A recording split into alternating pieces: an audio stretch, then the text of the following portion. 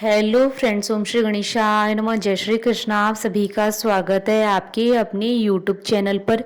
Friends, आज हम आपको इस वीडियो में बताने जा रहे हैं चैत्र मास के कृष्ण पक्ष की पाप मोचनी एकादशी का शुभ मुहूर्त, व्रत पारण का समय, व्रत कथा, महत्व और उपाय के बारे में। फ्रेंड्स, वीडियो शुरू करने से पहले आपसे रिक्वेस्ट है, अगर आप हमारे चैनल पर नए हैं और आपने अभी तक चैनल को सब्सक्राइब नहीं किया है तो प्लीज़ सब्सक्राइब कीजिएगा चैनल को, साथ ही प्रेस कीजिएगा बेल आइकन को, जिससे नए वीडियो से रिलेटेड नोटिफिकेशन आपको तुरंत प्राप्त हो सके। और वीडियो पसंद आने पर वीडियो को लाइक और शेयर जरूर कीजिएगा ताकि सभी भक्तों को इस वीडियो का लाभ प्राप्त हो सके। और कमेंट बॉक्स में जय श्री कृष्ण जरूर लिखिएगा। हिंदू पंचांग के अनुसार चैत्र मास के कृष्ण पक्ष की एकादशी को पाप मोचनी एकादशी कहा जाता है।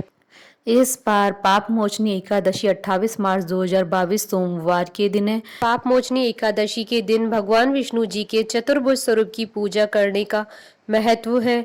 आज के दिन व्रत रखते हुए विधि विधान से भगवान विष्णु जी की पूजा करने से भूल चूक में हुए पापों से मुक्ति मिलती है। पाप मोचनी एकादशी का व्रत रखने वाले भक्तों को अगर भूल चूक में किसी तरह का कोई पाप हो जाता है तो उसके निवारण के रूप में भक्त इस व्रत को पूरा करते हैं। व्रत को रखने से पाप कर्मों के लिए मिलने वाले दंड से मुक्ति मिल जाती है। पाप मोचनी एकादशी का अर्थ है पाप को नष्ट करने वाली एकादशी। इस दिन विधि विधान से भगवान विष्णु जी की पूजा करनी चाहिए।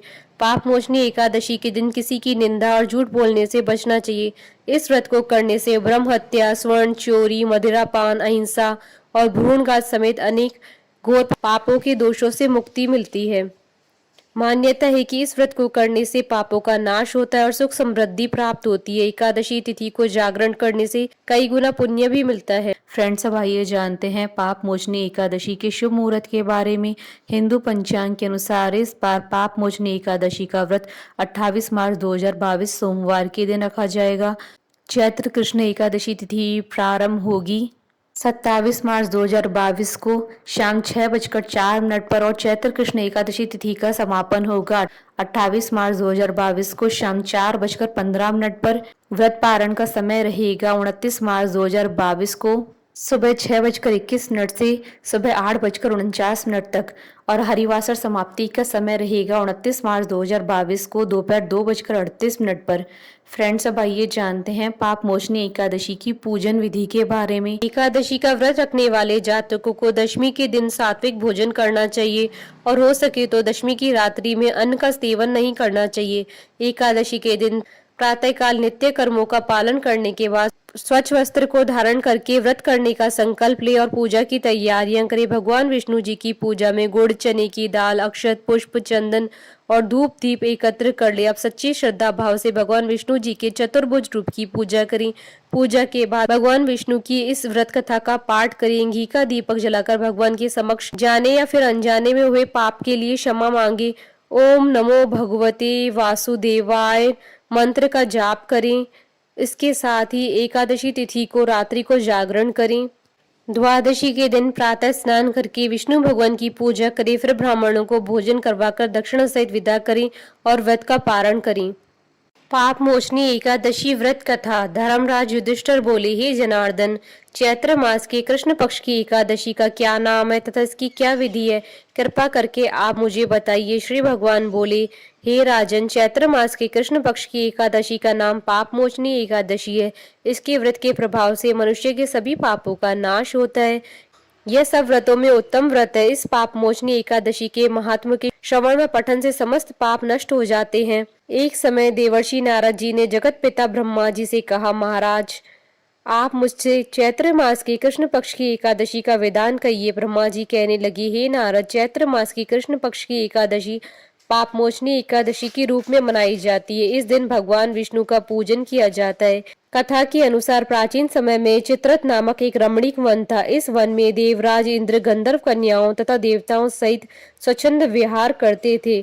एक बार मेधावी नामक ऋषि भी वहां पर तपस्या कर रहे थे। वे ऋषि शिव उपासक तथा अप्सराएं शिव द्रोहिणी अनंग दासी अनुचरी थी। एक बार कामदेव ने मुनि का तप भंग करने के लिए उसके पास मंजू घोषा नामक अप्सरा को भेजा। युवावस्था वाले मुनि अप्सरा के हाव भाव, नृत्य, गीत तथा कटाक्षों पर काम मोहित हो गए। रति क्रीड़ा करते हुए 57 वर्ष व्यतीत हो गए। एक दिन मंजू घोषा ने देवलोक जाने की आज्ञा मांगी। उसके द्वारा आज्ञा मांगने पर मुनि को भान आया और उन्हें आत्मज्ञान हुआ कि मुझे रसातल में पहुंचाने का एकमात्र कारण अप्सरा मंजू घोषा ही है। क्रोधित होकर उन्होंने मंजू घोषा को पिशाचिनी होने का श्राप दे दिया। श्राप सुनकर मंजू घोषा ने कामते हुए ऋषि से मुक्ति का उपाय पूछा। तब मनुश्री ने पाप मोचनी एकादशी का व्रत रखने को कहा और अप्सरा को मुक्ति का उपाय बताकर पिता च्यवन के आश्रम में चले गए। पुत्र के मुख से श्राप देने की बात सुनकर च्यवन ऋषि ने पुत्र की घोर निंदा की तथा उन्हें पाप मोचनी चैत्र कृष्ण एकादशी का व्रत करने की आज्ञा दी। व्रत के प्रभाव से मंजू घोषा अप्सरा पिशाचिनी के देह से मुक्त होकर देवलोक चली गई। अतः हे नारद, जो कोई मनुष्य विधि पूर्वक इस व्रत को करेगा उसके सारे पापों की मुक्ति होना निश्चित है, और जो कोई इस व्रत के महात्मा को पढ़ता है और सुनाता है उसे सारे संकटों से मुक्ति मिल जाती है। मनोकामना पूर्ति के उपाय। जो जातक पाप मोचनी एकादशी का व्रत रखते हैं उन्हें इस दिन श्रीमद् भगवत गीता का भी पाठ करना चाहिए। मनोकामना पूर्ति के लिए इस दिन पीपल के पेड़ के नीचे सुबह और शाम दीपक जलाना चाहिए और 11 बार परिक्रमा भी लगाएं। ऐसा करने से आपकी इच्छा की पूर्ति होगी।